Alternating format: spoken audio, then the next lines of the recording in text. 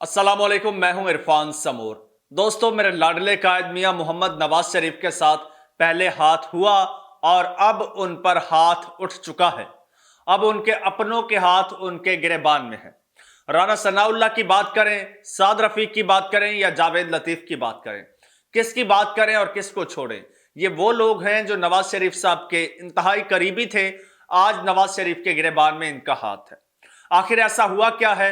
मेरे लाडले कायद ने कौन सी खता कर दी है? आखिर उनका कसूर क्या है? माजरा क्या है? एक एक चीज आपको बताऊंगा, लेकिन उससे पहले एक और बात आपको बताना बहुत जरूरी है। दोस्तों, ये जो आपका मीडिया है, किसी दोस्त ने कहा कि यार आप मीडिया को इतना क्रिटिसाइज क्यों करते हैं?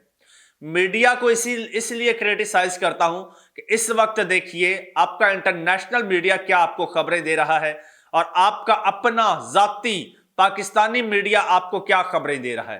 टोटल उलट सिनेरियो है। यहां पर मुसलसल प्रोपेगेंडा चल रहा है, मुनाफकत चल रही है, कंट्रोल्ड खबरें चल रही हैं, जबकि इंटरनेशनल मीडिया आपको हकीकत दिखा रहा है, आईना दिखा रहा है और 2024 के इलेक्शन में फिरने वाला झुर्लू दिखा रहा है।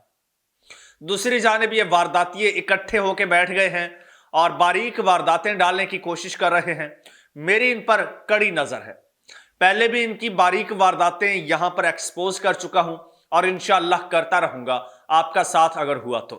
आपने करना सिंपल है, आपने चैनल को सब्सक्राइब करना है, घंटी के बटन को दबा देना है, तो इस तरह से आप भी मेरे साथ जुड़ जाएंगे। दोस्तों, उम्मीद पाकिस्तान पाकिस्तान की उम्मीद बनकर मेरे लाडले कायद पाकिस्तान आए। मेरे लाडले कायद जब आए, 21 अक्टूबर का दिन था, शाम का वक्त था, जब मीनार पाकिस्तान लाहौर पहुंचे। मैं भी पहुंचा अपने लाडले कायद के इस्तकबाल करने के लिए। मैंने अपने लाडले कायद का जो हाल वहां पे देखा है, उस वक्त मैंने लाडले कायद से कहा था, मेरे लाडले कायद आप हनी ट्रैप हो गए हैं, आप जाल में फंस चुके हैं। मेरे लाडले कायद ने बात नहीं मानी। उसने कहा नहीं, मैं उम्मीद पाकिस्तान हूं, मेरी गल हुई है, मेरी गल हो गई है और मेरी 2/3 मेजोरिटी है। इवन इतने कॉन्फिडेंट थे पाकिस्तान मुस्लिम लीग नून के लोग कि वो कहीं कैंपेन के सिलसिले में किसी हलके में जाते थे तो वहां पे जाके उनको कोई ये नहीं कहते थे कि हम आपका ये काम कर देंगे, हमें वोट दे दो। वहां पे जाके कहते थे कि वोट दो ना दो, हमने जीत जाना है, साड़ी गल हो गई है। अब मेरे लाडले कायद जो है वो पूछ रहे हैं कि वाकई ਤੁਹਾਡੀ गल हुई सी या मैनू ही बेवकूफ बनाया जे। खैर, गल तो हो गई थी, लेकिन गल जिसकी हुई थी उसकी गल बन चुकी है। मेरे लाडले कायद की गल नहीं हुई थी। मेरे लाडले कायद को कहा गया कि लाडले कायद गल हो गई है, लिहाजा यह नहीं बताया था कि आपके लिए गल हो गई है। अगलों ने गल अपने लिए कर ली थी। मेरे छोटे लाडले कायद ने पहले ही बता दिया था कि आंख का तारा तो मैं हूं, आपके लिए गल हो गई है। दोस्तों, मेरे लाडले कायद समझ रहे थे कि शायद गल ये हुई है कि मैं पाकिस्तान आऊंगा और पाकिस्तान का सिस्टम मेरे सामने लेट जाएगा, मैं उसको रौंदते हुए कानून की, आइन की पामाली करते हुए फिर से वजीर आजम बन जाऊंगा और 2/3 अक्सरियत के साथ। यही कुछ कहकर बुलाया गया, लेकिन सारी गेम डाल दी मेरे छोटे लाडले कायद ने। मेरा लाडले कायद अपने बड़े भाई को लाए, उनको कैश करवाया और टिश्यू पेपर की तरह फेंक दिया। मेरे लाडले कायद ने यह भांप लिया था जब पाकिस्तान आए, शायद मेरी बात उनके कानों तक पहुंच गई तो उन्होंने भांप लिया कि मेरे साथ हाथ हो चुका है, अब ये सिर्फ मुझे कैश करवाना चाह रहे हैं। तो मेरे लाडले कायद ने जलसों में जाने से इनकार कर दिया।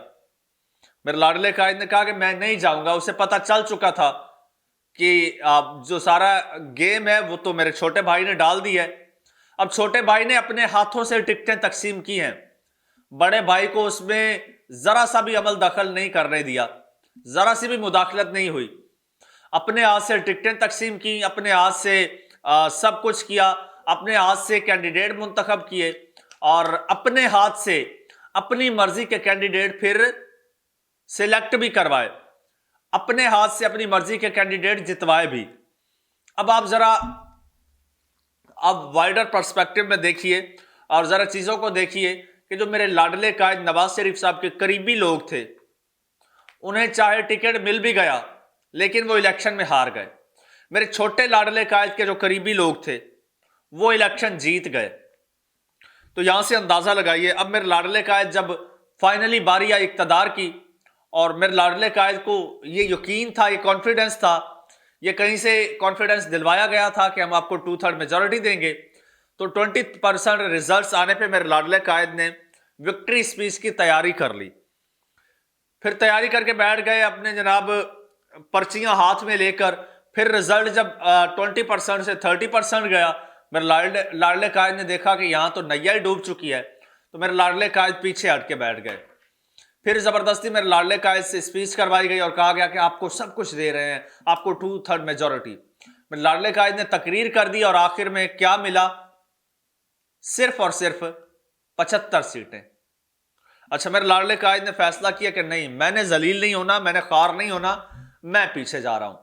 اچھا، میرے لاڈلے قائد تو پیچھے ہٹ گئے، لیکن میرے لاڈلے قائد کو کیش کروانے والوں نے اپنا مفاد نکال لیا. میرے لاڈلے قائد اب پیچھے ہٹ کے بیٹھے ہیں. اب میرے لاڈلے قائد کے جو چھوٹے لاڈلے بھائی ہیں وہ اپنا مقصد پورا کرنے میں کامیاب ہو گئے ہیں، اور انہوں نے اپنا مقصد کسی نہ کسی طریقے سے آنکھ کا تارا بن کے پورا کر لیا ہے. اچھا دوستو، یہ تو ہو گیا. اب پاکستان مسلم لیگ نون کے کچھ کینڈیڈیٹ جیت گئے ہیں، کچھ نہیں جیتے، اور جو نہیں جیتے وہ اب شور مچا رہے ہیں. ان کے ہاتھ اب بڑے لاڈلے کے گریبان میں ہیں. کچھ ایسے لوگ جو جیتے ہیں، کچھ ایسے لوگ جو گھر پہ سو رہے تھے، ان کو نیند سے جگا کے بولا گیا بھائی اٹھو، تم جیت گئے ہو. انہوں نے کہا ساڈا 2900 ٹوٹل ووٹ ہے، ہم جیت گئے. کہا ہاں آپ جیت گئے ہو، یہ کرشمہ ہو گیا ہے، یہ راتوں رات معجزہ ہو گیا ہے، ہم جیت گئے ہیں، آپ جیت گئے ہو. اچھا، وہ لوگ پریشان ہو گئے جو جیت گئے، جو نہیں جیتے وہ پریشان ہو گئے، یہ بندہ کیسے جیت گیا، میں نہیں جیتا. اب دوستو رانا ثناء اللہ صاحب ہیں، اسی طرح سے سعد رفیق صاحب ہیں، اسی طرح سے جاوید لطیف ہیں، کچھ اور لوگ ہیں. یہ چونکہ میرے بڑے لاڈلے قائد کی لابی سے تھے، اس گروپ سے تھے، تو اس کلب کے لوگ جو ہیں وہ رہ گئے ہیں. اب وہ لوگ کہتے ہیں کہ آپ نے اگر وہاں سے اس بندے کو سیٹ نکال کے دی ہے تو مجھے کیوں نہیں نکال کے دی؟ اگر اس بندے کو آپ نے ہارے ہوئے کو جتوایا ہے تو مجھے کیوں نہیں جتوایا؟ جاوید لطیف کہتے ہیں مجھے 15 دن پہلے پیغام آ گیا تھا کہ آپ سیٹ نہیں نکال سکو گے، آپ ہار جاؤ گے، تو مجھے ہی کیوں ہروایا گیا؟ میرے لاڈلے قائد کیوں جیتے؟ اب میرے لاڈلے قائد سے لوگ یہ شکوہ کر رہے ہیں آپ کی بیٹی سیٹ ہاری ہوئی تھی، وہ کیوں جیتی؟ آپ سیٹ ہارے ہوئے تھے، آپ کیوں جیتے؟ آپ کے چھوٹے بھائی سیٹ ہارے ہوئے تھے، وہ کیوں جیتے؟ یہ سارے لوگ تو سیٹیں ہارے ہوئے تھے، کیوں جیتے ہیں؟ اور اگر یہ جیتے ہیں تو پھر ہم کیوں نہیں جیتے، ہم کیوں ہارے ہیں؟ ان کا بھی شکوہ بجا ہے. وہ کہتے ہیں کہ جناب گالیاں ہم نے کھائی ہیں پارٹی کے لیے، قربانیاں ہم نے دی ہیں پارٹی کے لیے، گندے ہم ہوئے ہیں، ذلیل ہم ہوئے ہیں، رسوا ہم ہوئے ہیں، اور ہمیں ہی مکھن سے بال کی طرح نکال کے باہر پھینکا گیا. یہ لوگ کون ہیں جو جیت گئے ہیں اور کیوں جیتے ہیں؟ آپ نے اپنا پورا کنبا بچا لیا، پورا کنبا جتوا دیا. تو رانا صاحب، چودھری صاحب، خواجہ صاحب، حضور آپ کے لاڈلے قائد کے ہاتھ میں کچھ بھی نہیں ہے.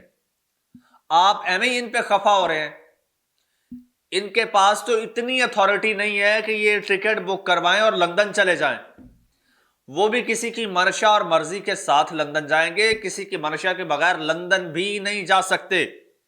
میرے لاڈلے قائد نے کہا کہ ہن مینوں چھڈ دیو، اب میں جا رہا ہوں. میرے لاڈلے قائد نے یہ بھی کہا کہ میری طبیعت خراب ہو رہی ہے، مجھے جانے دو، میں نے چیک اپ کروانا ہے، وہاں سے میں نے ڈاکٹر سے اپوائنٹمنٹ لی ہوئی ہے، چیک اپ کروانا ہے، ڈاکٹر نے مجھے ڈیٹ دی ہوئی ہے. لیکن اب میرے لاڈلے قائد کو نہیں جانے دیا جا رہا. میرے لاڈلے قائد کو کہتے ہیں ہمیں وزیر اعظم بناؤ، ہماری حلف برداری میں شمولیت کرو، لوگوں کو میسج جائے کہ نواز شریف صاحب کا ہاتھ ہے.